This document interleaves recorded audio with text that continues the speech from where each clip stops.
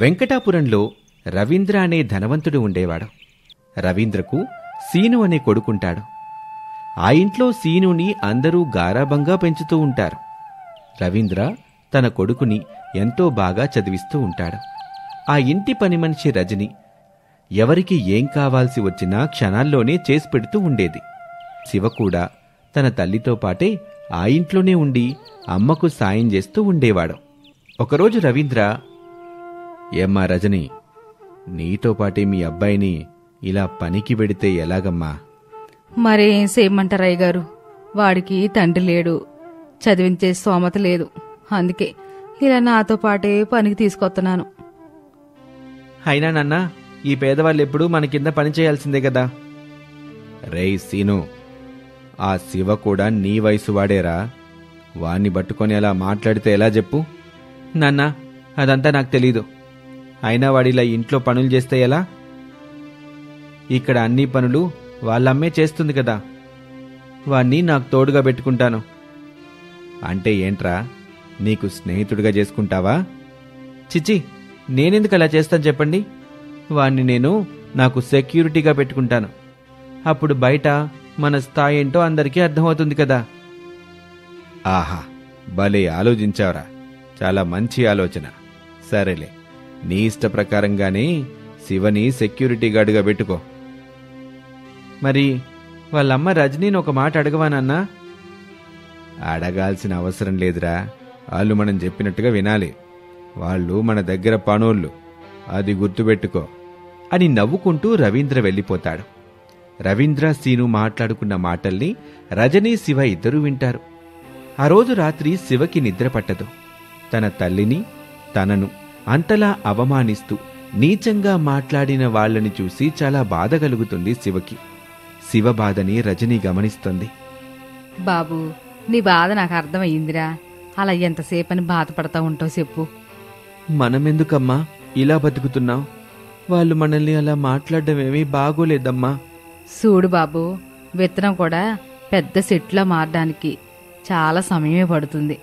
అంతవరకు అది ఓర్చుకుని ఉండాలి అంతే. ఎన్ని ఇబ్బందులు వచ్చినా భరించాలిరా. మనకి ఈ జన్మకి తప్పదు బాబు. అలా రజనీ చెప్తుంటే శివ కూడా కంటతడి పెట్టుకుంటాడు. ఆ రోజు రాత్రి తల్లి కొడుకులిద్దరూ బాధపడతారు. మరుసటి రోజు ఉదయాన్నే సీను తన సెక్యూరిటీ శివని తీసుకుని కాలేజ్కి వెళ్తాడు. కాలేజ్లో సీను సెక్యూరిటీగా ఉన్న శివని చూసి అందరూ అదో రకంగా చూస్తారు. రే శివ, ఇక్కడ నేను చెప్పినట్టు చెయ్యాలి, లేకుంటే నిన్ను అందరి ముందు కొడతాను, గుర్తుపెట్టుకో. చేస్తాను బాబు, మీరు చెప్పినట్టుగానే చేస్తాను.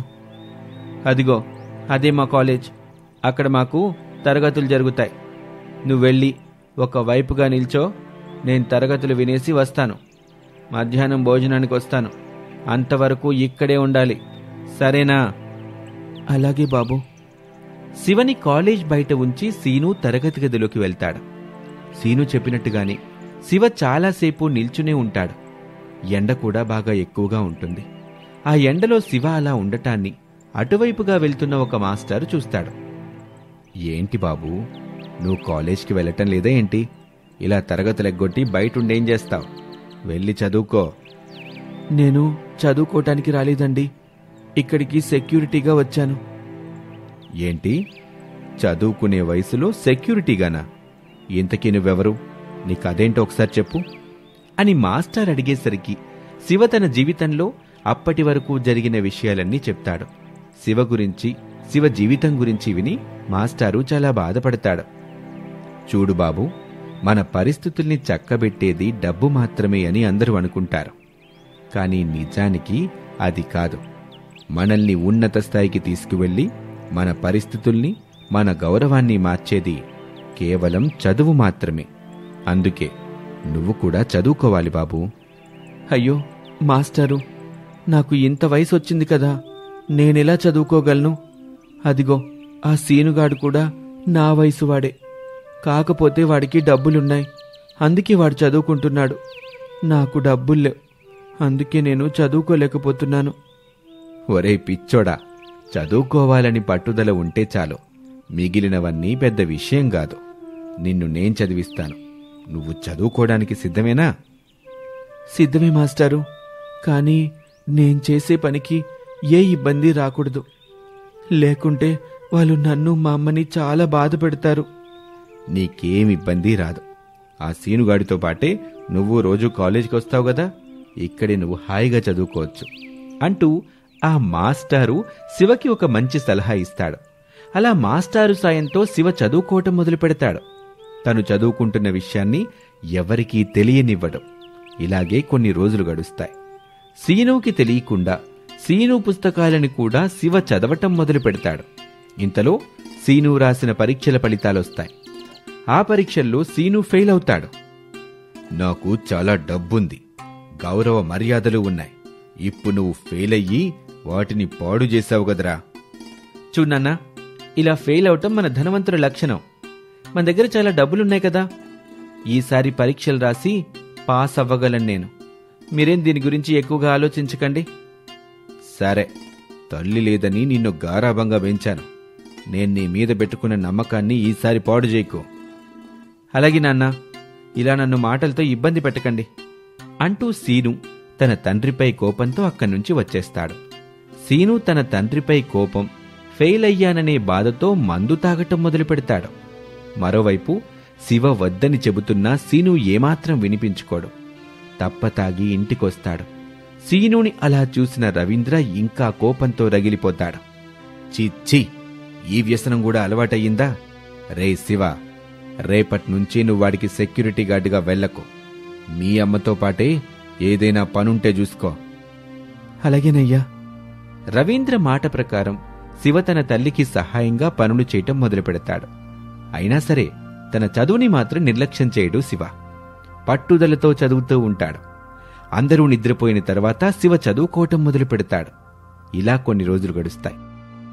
సీను ఓవైపు బాగా తాగి ఇంటికొస్తుంటే శివ రాత్రిపూట చదువుకుంటూ పరీక్షలకి సిద్ధమవుతూ ఉంటాడు. కొన్ని రోజులు గడుస్తాయి. ఒకరోజు రవీంద్ర వార్తాపత్రికలో శివ ఫోటోని చూస్తాడు. ఆశ్చర్యపోతాడు. రజనీ, నీ కొడుకు ఫోటో పేపర్లో వచ్చిందే, వాడు స్టేట్ ఫస్ట్ వచ్చాడు. అవునయ్యా, నా కొడుకు ఫోటోనే. కానీ వాడు చదువుకోలేదు కదయ్యా. అవును గదా, నాకు అదే అర్థం కావటం లేదు. రేయ్ శివా, శివా, ఇలారా. అయ్యా, చెప్పండి అయ్యా. వార్తాపత్రికలో నీ ఫోటో వచ్చిందేంటి? నువ్వు చదువుకోలేదు గదా, ఇక్కడేంటి స్టేట్ ఫస్ట్ మార్కులొచ్చినట్టుగా రాశారు? అలా రవీంద్ర శివని అడుగుతూ ఉంటే అక్కడికి శివని చదువుకోమని సలహా ఇచ్చినటువంటి మాస్టర్ వస్తాడు. మాస్టార్ని చూసి శివ చాలా సంతోషిస్తాడు. నేను చెప్తాను, నా స్టూడెంట్ శివ స్టేట్ ఫస్ట్ మార్కులు తెచ్చుకున్నాడు.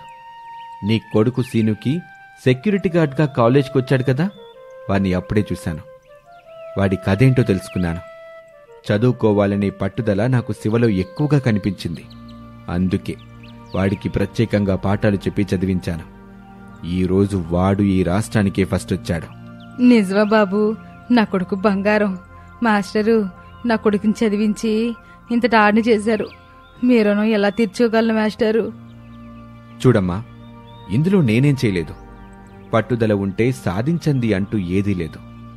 నీ కొడుకు పట్టుదలతో చదివాడు. రాత్రిపూట నిద్ర మానుకుని మరీ చదివాడు. ఈరోజు ఇంతటి గౌరవాన్ని పొందాడు. వాస్తవానికి శివను ఈ రవీంద్ర చదివించుండాలి. డబ్బుందన్న అహంకారంతో శివని ఈ ఇంటికి కూలివాళ్లా చూశాడు. అట్టా చూసినందుకు నాకు తగిన శాస్తి జరిగింది. నా కొడుకు వ్యసనపరుడయ్యాడు. నేను చీకొట్టిన ఈ శివ గొప్ప ప్రయోజకుడయ్యాడు. ఇకపై నేను చేసిన తప్పుకి ప్రాయశ్చిత్తం చేసుకుంటాను. శివని ఇంకా గొప్ప చదువు చదివిస్తాను. చాలా మంచి విషయం అండి. పై చదువు చదివాక శివకి మంచి ఉద్యోగం ఖచ్చితంగా వస్తుంది. నాకు తెలుసు నువ్వు పట్టుదలతో అది కూడా సాధిస్తావని. సాధిస్తావు గదా? సాధిస్తాను మాస్టారు, నేను ఖచ్చితంగా సాధిస్తాను. శభాష్రా, అది శివ అంటే. ఇన్ని రోజులు నా కొడుకుని చదివించలేకపోయాను, కానీ వీడిని ఒక గొప్ప వ్యక్తిలా చూడాలని అనుకున్నాను. ఇన్ని రోజులుగా తీరింది. ఇప్పుడు నా మనసు చాలా ప్రశాంతంగా ఉంది. అలా ఫస్ట్ ర్యాంకు మార్కులు తెచ్చుకున్న శివని అందరూ మెచ్చుకుంటారు. కొన్ని రోజులకి రవీంద్ర సహాయంతో శివ పై చదువులు చదువుతాడు. మంచి ఉద్యోగాన్ని పొందుతాడు. ఉద్యోగం తెచ్చుకున్న శివ తన తల్లిని బాగా చూసుకుంటాడు. తనలాగే చదువుకోవాలి అనుకునే వారికి సహాయం చేస్తూ ఆనందంగా ఉంటాడు. శివని చూసి చాలామంది స్ఫూర్తి పొంది ఆ ఊళ్ళో కష్టపడి చదువుకోవడం ప్రారంభిస్తారు. ఇది ఇవాల్టి కథ పట్టుదల. మరొక ఆసక్తికర కథలో మళ్ళీ కలుద్దాం. నమస్తే.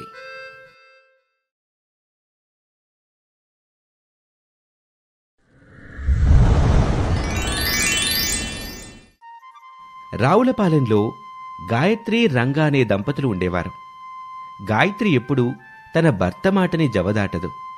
రంగా కూడా తన భార్య చెప్పినట్లుగానే నడుచుకుంటూ ఉండేవాడు.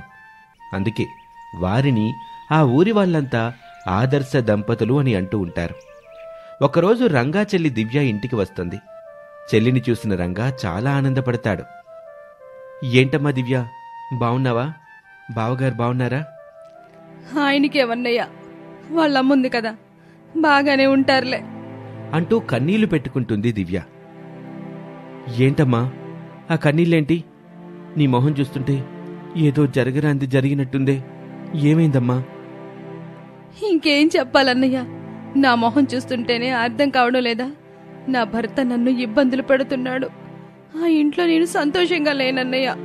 కాపురం చేయడం నా వల్ల కాదు. నేను చచ్చినా ఆ ఇంటి గడప ఇంక తొక్కను అంటూ దివ్య తన అన్నయ్య రంగాని పట్టుకుని బోరున ఏడుస్తుంది. దివ్య బాధని చూసి రంగా కూడా కాస్త బాధపడతాడు. ఇంతలో గాయత్రి అక్కడికొస్తుంది. దివ్యని ఓదార్చుతుంది. చూడు దివ్య, నువ్వు నా బిడ్డలాంటి దానివమ్మా. అత్తయ్య లేదని బాధపడకు. నీకొచ్చిన బాధేంటో నాకు చెప్పు తల్లి. నీ భర్తను పిలిచి మాట్లాడదాం. కూర్చొని సమస్యని పరిష్కరించుకుందాం. నేను అలిగి పుట్టింటికొచ్చేశాను. నా భర్తతో నేనుండలేను. మీకిబ్బందిగా ఉంటే చెప్పండి. ఇంక నేనే నుయ్యో గొయ్యో చూసుకుంటాను. అయ్యో, అంత మాట అనకమ్మా.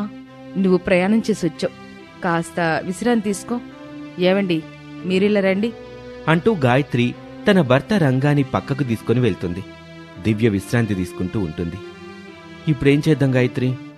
నా చెల్లెలు ఇలా అలిగొచ్చిందని తెలిస్తే ఈ చుట్టుపక్కల వారు ఏమనుకుంటారో గదా. ఇదసలే నా పరువు సమస్య. చూడండి, నేను మీ పక్కనుండగా మీకు ఏ ఇబ్బంది రాదండి. మీరేం కంగారు పడకండి. అసలక్కడ సమస్య ఏంటో ఒకసారి మనం తెలుసుకోవాలి కదా.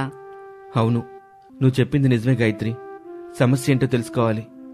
అయితే ఇప్పుడేం చేద్దాం? మనం ఒకరోజు అక్కడికి వెళ్ళొద్దాం. దివ్యని కూడా తీసుకెళ్దాం. మీరే దివ్యని ఒప్పించాలి. సరే, నేను దివ్యను ఒప్పిస్తాను. రేపే ప్రయాణానికి ఏర్పాట్లు చేస్తాను అంటూ రంగా గాయత్రి మరుసటి రోజు దివ్యని తీసుకుని తన అత్తగారింటికి వెళ్తారు. ఇంటికి వెళ్లేసరికి దివ్య భర్త సీను మందు తాగుతూ బాధపడుతూ ఉంటాడు. సీనుని చూసిన రంగా గాయత్రి ఇద్దరూ చాలా కంగారు పడిపోతారు. బావా, ఏంటి బావా, మందు తాగుతూ ఇలా పిచ్చోళ్ళ అయ్యావేంటి? ఏంటి తమ్ముడు, నువ్విలా చేస్తావని అనుకోలేదు. బంగారు లాంటి దివ్యని ఇబ్బంది పెట్టడం నీకు మంచిదేనా? నా చెల్లిని బాగా చూసుకుంటావని అనుకుంటే ఇలా వ్యసనపరుడువై దాన్ని ఇబ్బంది పెడతావని అనుకోలేదు బావా. చిచ్చి, ఇది ఒక బతికేనా బావా? నువ్విలా చేస్తావని అనుకోలేదు.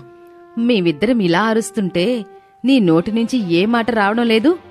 ఏదో ఒక సమాధానం చెప్పాలి కదా తమ్ముడు. అసలు నీ సమస్య ఏమిటి? మా దివ్య ఏమైనా తప్పు చేసిందా? దాన్నెందుకు అంతలా బాధపెడుతున్నావు? అంటూ గాయత్రి రంగా ఇద్దరూ గద్దించి అడుగుతారు. వారు అంతలా అడుగుతున్నా సీను ఏమీ మాట్లాడ్డు. కొంతసేపటికి దివ్యమోహం చూసిన సీను మాట్లాడ్డం మొదలు పెడతాడు. చూడు బావా, నీ చెల్లి పుట్టింటికొచ్చి నేను ఇబ్బంది పెడుతున్నానని చెప్పింది కదా. ఆ ఇబ్బంది ఏంటో మీకు చెప్పిందా? లేదు, చెప్పలేదు. పోని ఇక్కడ ఏ సమస్య ఉందో అయినా చెప్పిందా? ఏం చెప్పలేదు తమ్ముడు. మరి సమస్యలు ఇబ్బందులు తెలియకుండా మీరిలా వచ్చి నన్ను అడగటం మర్యాదగా ఉందా? నాకు తాగుడు అలవాటు లేదు. నీ చెల్లి వల్ల ఇప్పుడే నేను ఈ అలవాటికి బానిసవుతున్నాను. అదంతా వదిలేయండి.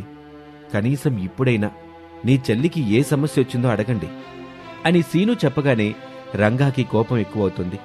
తన చెల్లెలే ఏదో తప్పు చేసింది అనుకుంటాడు. చూడమ్మా దివ్య, నువ్వు మాకు నీ సమస్య ఏంటో చెప్పలేదు. అవతల బావగారు కూడా నీ సమస్య మాకు చెప్పటం లేదు. అసలు నీ సమస్య ఏంటమ్మా? నువ్వసలు ఏ కారణం వల్ల పుట్టింటికొచ్చావు? రంగా అడుగుతున్నా సరే దివ్య మౌనంగానే ఉంటుంది. ఇంతలో రంగాకి విపరీతమైన కోపం వస్తుంది. తన చెల్లిని చాచిపెట్టి ఆ కోపంలోనే ఒక్కటిస్తాడు. అన్నయ్య కొట్టడంతో దివ్య ఏడుస్తుంది. దీంతో సీనుకి కోపం వస్తుంది. ఏంటి బావా, నా భార్యని అలా కొడతావేంటి? నేనే ఎప్పుడూ చేసుకోలేదు. నువ్వలా చేయటమేమీ బాలేదు బావా అని సీను అడ్డుపడగానే రంగాకి ఇంకా కోపం వస్తుంది. చూసావే, నిన్ను కొట్టగానే నీ భర్తకి కోపం ఎలా వచ్చిందో? అంటే నువ్వే లేనిపోని సమస్యలు తెచ్చుకున్నావని నాకు తెలుస్తుంది. ఏమైందే? ఇప్పటికైనా చెప్తావా లేదా?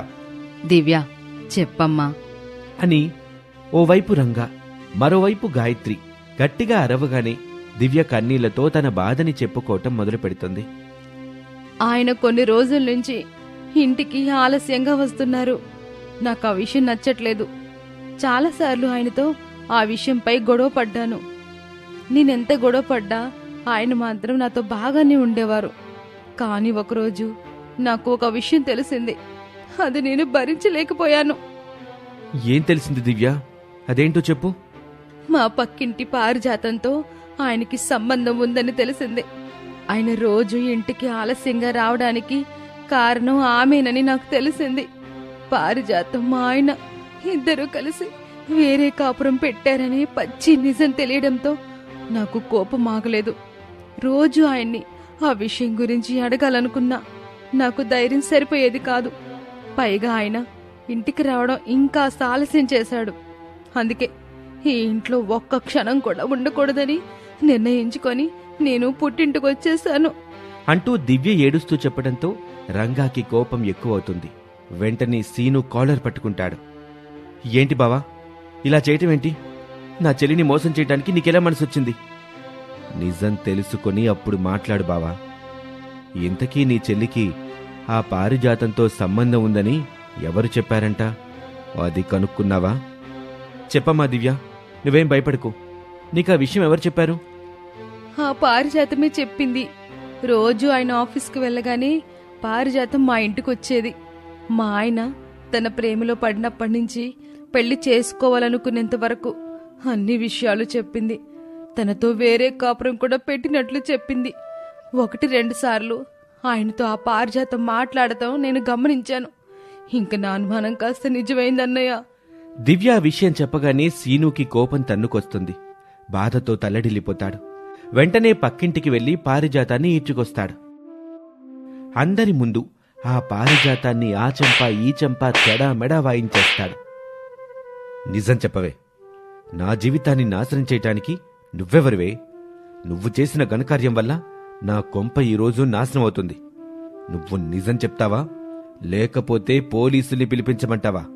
అంటూ సీను పారిజాతాన్ని ఆ చెంపా ఈ చెంపా వాయించటంతో పారిజాతం నిజం చెప్తుంది.